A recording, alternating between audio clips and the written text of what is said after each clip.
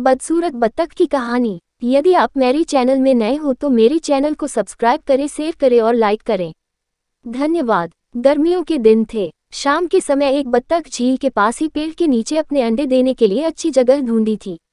उसने वहां पर 5 अंडे दिए। उसने देखा कि उसके 5 अंडों में से एक अंडा सबसे बहुत अलग था, जिसे देखकर वह परेशान रहने लगी। उसने अंडों से बच्चों के बाहर आने तक का इंतजार किया। फिर एक सुबह उसके 4 अंडों में से उसके 4 नन्हे बच्चे बाहर आ गए। वो सभी बहुत सुंदर और प्यारे थे, लेकिन उसके 5वें अंडे से अभी तक बच्चा बाहर नहीं आया था।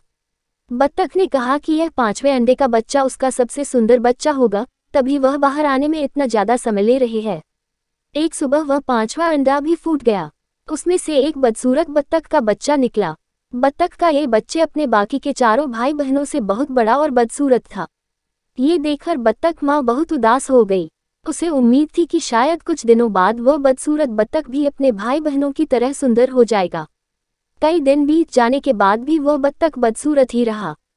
बदसूरत होने की वजह से उसके सारे भाई बहन उसका मजाक भी उड़ाते थे और कोई भी उसके साथ नहीं खेलता था। वह बदसूरत बत्तख का बच्चा बहुत उदास रहने लगा। एक दिन झील में अपनी परछाई देखते हुए वह बदसूरत बत्तख का बच्चा सोचने लगा कि अगर उसने अपने परिवार को छोड़ दिया तो वो सारे बहुत खुश हो जाएं। वह किसी दूसरे जंगल में चला जाएगा।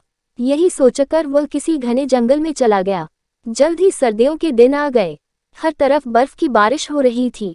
बदसूरत बत्तख के बच्चे को ठंड लग रही थी। उसके पास खाने पीने के लिए भी कुछ नहीं था।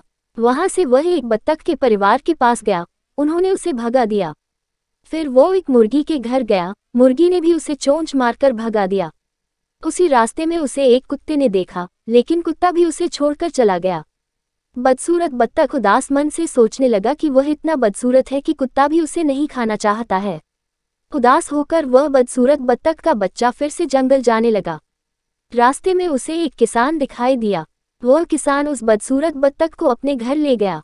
वहां पर उसे एक बिल्ली परेशान करने लगी, तो वह वहां से भी भाग गया और फिर से एक जंगल में रहने लगा। कुछ ही दिनों में बसंत का मौसम आ गया। अब वह बदसूरत बत्तख भी काफी बड़ा हो गया था।